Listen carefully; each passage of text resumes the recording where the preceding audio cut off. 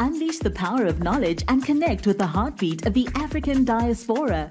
Download our African Diaspora News Channel app now on Google Play and Apple App Store. Stay informed with authentic and diverse perspectives, breaking news, and cultural insights.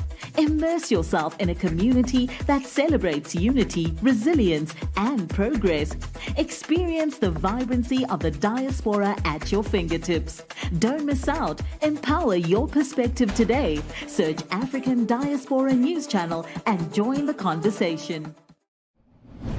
So unless you've been living under a rock in the last week or so, you've probably seen and heard a lot about the special hearing that came out of Georgia regarding attorney Nathan Wade, who was hired by District Attorney of Fulton County, Fani Willis, to take on Trump and 18 other co-defendants as they were hit with RICO charges in regards to trying to fix election results there in Georgia. Now, Trump and other co-defendants said, hey, wait a minute now. DA Fani Willis is doing some hanky-panky with Nathan Wade, the special prosecutor that she hired, again, to go after Trump and them. And so I'm going to just play you a snippet of Fani Willis taking the stand. Check it out. You're confused. You think I'm on trial. These people are on trial for trying to steal an election in 2020. I'm not on trial, no matter how hard you try to put me on trial. So let's be clear, because you lied in this. Let me tell you which one you lied in. Right here. I think you lied right here. No. This is the truth, Judge. And it is a lie. It is a lie. Ms. Willis? Mr. Sena, thank you. We're going to take 5 minutes. Be back in 5.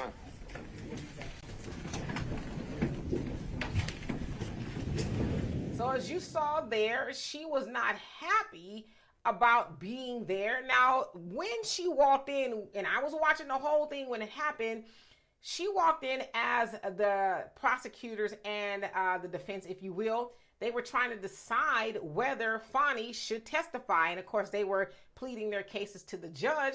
And all of a sudden, she walked in and she stood there and all heads turned like, oh my God. And she says, you know what?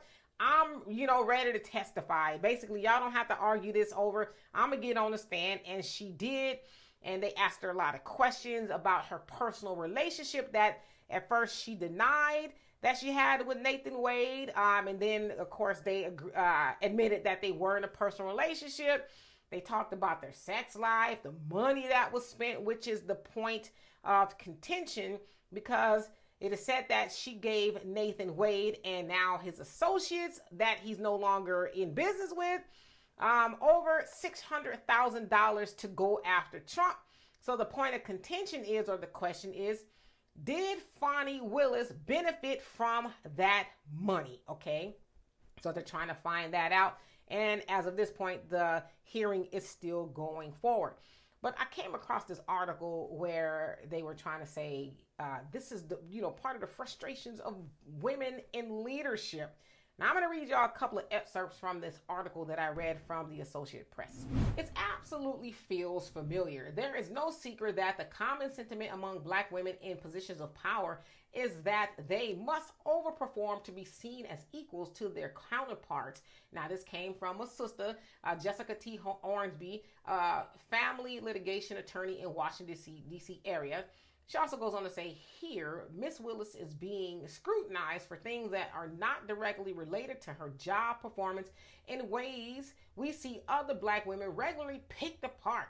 Now, I want to stop right there, because I've seen a lot of sisters online, saying, oh, Fani, she's being done dirty, or go Fani, she's really giving him the business. And she had this little quip that came out from the trial when she was talking about her relationship with Nathan Wade and that, she pays her own way, because that came up a lot too.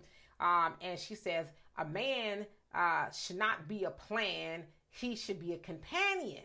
And I say a man shouldn't be a plan, and he also shouldn't be, keeping company if he's married, right? So that a married man can't be a companion. But let me shut up. I'm saying too much. All right. Now, as far as this woman saying that, black women are under scrutiny, well, you should be if you may be doing some things that are inappropriate, because that's the other thing too, saying that they, being Nathan and Fani, are engaging in misconduct, right? Because if she's benefiting from the money she paid him, that might be an issue, right? You cannot do that. You shouldn't do it anyway.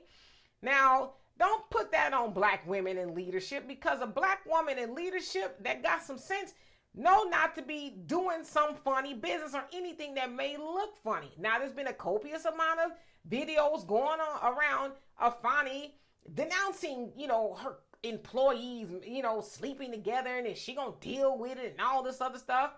And yet there she is sleeping with somebody who is kind of like her employee, because she paid Nathan money to go after Trump, and she's messing around with him. Yeah, that may be inappropriate. But then too, there's a lot of sisters saying, well, what's wrong with that?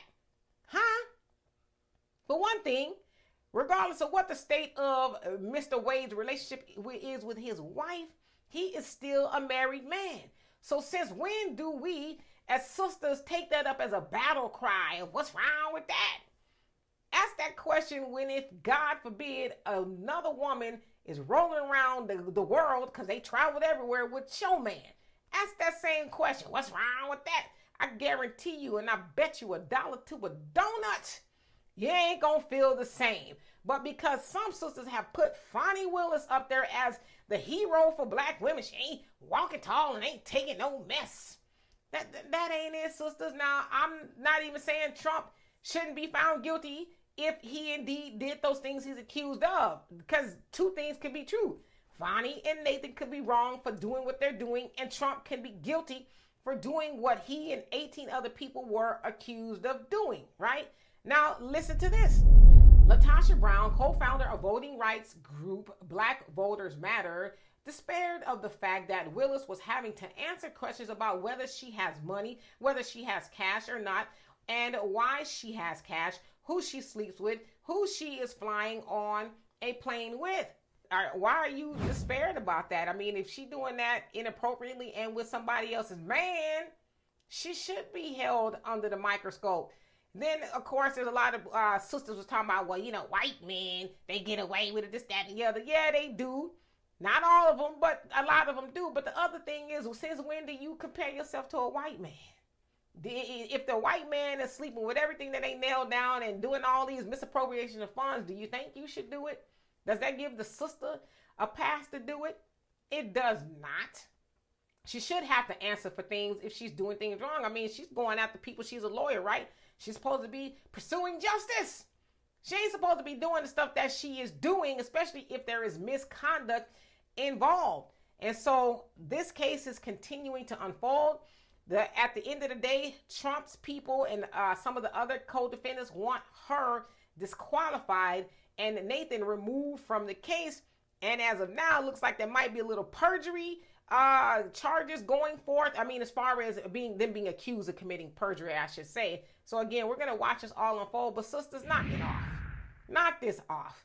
Do not use Fani Willis as, she told them and all this other stuff. I mean, there's a lot of other great examples of black women out there who are doing the right thing. But Fani, she ain't it. So anyway, y'all tell me what you think of that. And for more insightful commentary, please subscribe to this channel and my channel, the Demetra